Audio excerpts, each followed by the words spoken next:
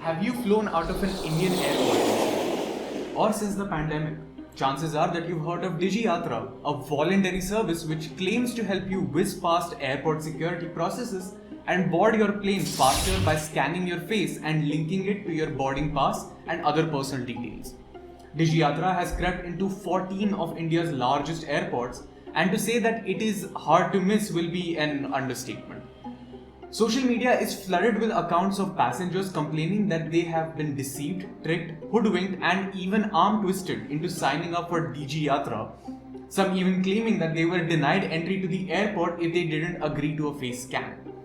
A study showed that 30% of registered passengers flying out of Delhi airport didn't even realize that they have signed for DigiYatra. Many of us have been aag babula over airports thrusting DigiYatra into their faces. But what's the fuss about? IFF wrote this script to break it down for you. Welcome to DigiYatra Crash Course. All you need to know about it in 5 questions.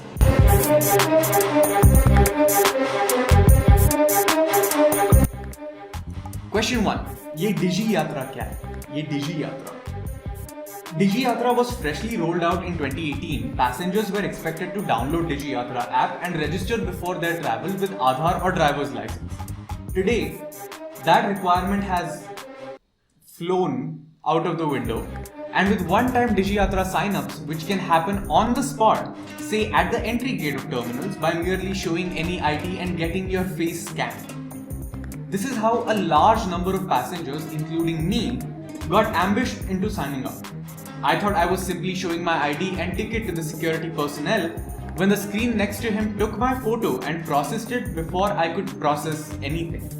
Not to say that I've processed anything since like 21st December 2023. Issues with data protection aside, DigiYatra most fundamental pillars of user consent, dignity and autonomy का भी game बजा रहा है. And बात यहाँ खत्म नहीं होता है. You have no time to fight it because they're using the greatest weakness against you. A long queue behind you and passengers, including the uncle who judged you for your stressed jeans when you got out the cab. And there's also a good chance that you will all miss your flights अगर झगड़ने बैठ गए. Second question is, who owns DigiYatra and what do they do with our data? My top 2 question of all time. DY was started by the Union Ministry of Civil Aviation and it is backed by government authorities. But it's confusingly run by a private company called the DigiYatra Foundation. So who owns your data? Technically the DigiYatra Foundation. Through the app, the DYF collects your identity and contact data, biometric data which includes your face, business information, technical data such as passwords, images and videos, and any other data which DYF can add to this list.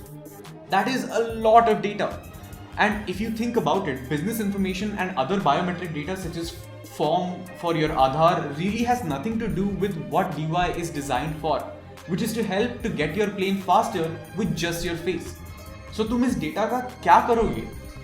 What a company does with your data is governed by its privacy policy.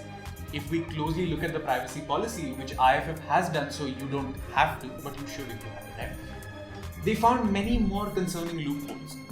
The privacy policy allows DigiYatra to collect, store, process, transfer and share a passenger's personal information with third parties or service providers for many purposes, which includes marketing and promotions. So when you sign up for DigiYatra, you also agree to potentially be spammed by not just DigiYatra but its secret affiliate third parties who will know a lot about your travel history. Additionally, it states that it will share information to the government authorities when it is required to prevent or detect a crime. Remember this, we will come back to it later. While the privacy policy explicitly allows for your data to be shared with third parties, but when the ministry launched the DigiYatra, its policy states that the data collected under DigiYatra cannot be used by any other entity since it is encrypted. The contradiction here has not been addressed by the ministry or DigiYatra Foundation, which creates more questions than it answers because one of them is lying. किसी को तो कौवा काटेगा, someone's pants are on fire. There is also ambiguity about what kind of personal information is shared from a passenger's smartphone and how it is used by the DigiYatra app. The ministry claimed that the DigiYatra process, there is no central storage of passengers' personal data.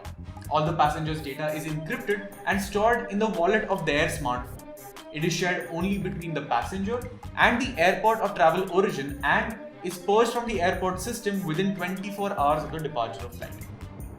But DUI policy states the airport operator will retain the travel data including the DigiYatra ID travel credential for a duration of 30 days from the date of travel after the passenger flight departs, and that the union government can have access to the information when required. So whose pants smell like smoke? Bhai, please report all kawa bite injuries to IFF because we would like to know. The question we care about the most is question number 3. How can I know if my data is safe? Well, that's the catch.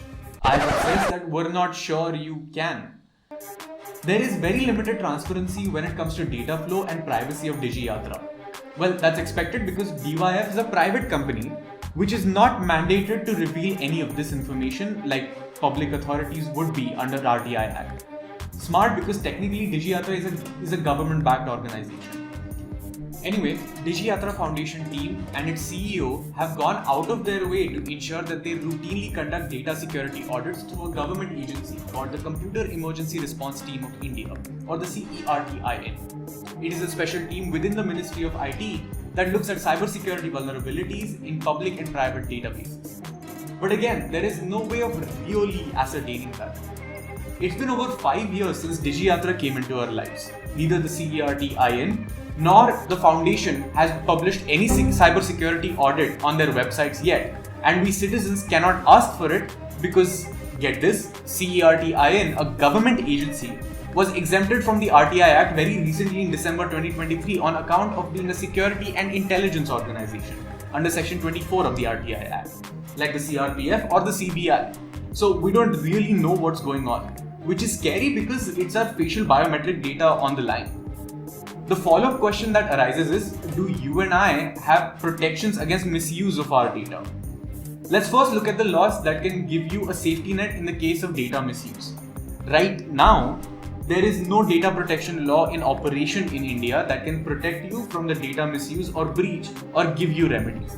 The Digital Personal Data Protection Act has not been enacted and won't really come into life until the end of 2024. At least till that happens, we're on our own. Even when the DPA comes into play and its procedural rules are not notified, it still may not be able to adequately protect your sensitive personal data of DigiYatra users, specifically facial biometric data, for 2 reasons. The first, Section 17 of the Act holds power to exempt DigiYatra and its data processing authorities from its very application at any given time. If such exemption is invoked for the Ministry of Civil Aviation or DigiYatra, even basic privacy provisions like consent before data sharing or breach notifications will not apply to DigiYatra users. Second, the DPA does not classify sensitive personal data as a distinct category needing additional safeguards and caution. It is globally recognized that biometric information such as facial data is incredibly sensitive, and processing it leaves users like you and I in a vulnerable position.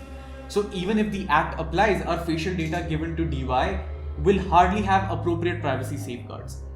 IFF has also written to DYF but never received a response. The last leg of this video is FRT mein problem. What is the harm with FRT? The problem here is that Indian law enforcement agencies love relying on facial recognition technology for crime detection or even making arrests. But FRT is widely and globally known for being inaccurate. Sure, we'll fix the inaccuracy rates. But even if you make it 100% accurate and you have a precise tool for round-the-clock surveillance without your knowledge or consent, FRT and biometric surveillance does not operate in isolation. The government that partly runs DigiYatra also runs many other databases and can easily draw a 360-degree profile of you, your movement, your socioeconomic location, and even record your descent from when you attend protests, all by a single tool of FRT-enabled surveillance. But we're not here to scare you. We're here to empower you and arm you with information so you can decide for yourself. No airport staff should be able to force you into registering for DigiYatra and compromising your privacy. Use our Know Your Right leaflet for all this information and useful tips to avoid DigiYatra at airports, or simply show up wearing our cool merch as airport fits. I would like to mention that IFF not only did the research for this video, but Disha, their associate policy counsel, wrote this script. She couldn't be here to shoot the video, which is why mujhe rozgar mil raha hai. Point is, IFF made this video and this information being in public domain possible. Please donate कर दो. Chat में digital rights का जल्लोश हम maintain करेंगे.